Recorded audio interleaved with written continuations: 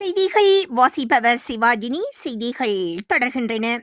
2016ஆம் ஆண்டு கவனக்குறைவாக வாகனத்தை செலுத்தியதினால் ஏற்பட்ட விபத்து தொடர்பில் சாட்சியங்களை மறைத்தமை உள்ளிட்ட குற்றச்சாட்டுகளின் கீழ் முன்னாள் அமைச்சர் உள்ளிட்ட 3 பிரதிவாதிகளுக்கு எதிராக தாக்கல் செய்யப்பட்டுள்ள வழக்கின் மேலதிக விசாரணையை எதிர்வரும் பிப்ரவரி மாதம் 12ஆம் தேதிக்கு அளிக்குமாறு கொழும்பு மேல் நீதிமன்றம் இன்று உத்தரவிட்டது. இந்த வழக்கு இன்று கொழும்பு மேல் நீதிமன்ற நீதியரசர் ராமி சிங்கப்புலி முன்னிலையில் எடுத்துக்கொள்ளப்பட்டது.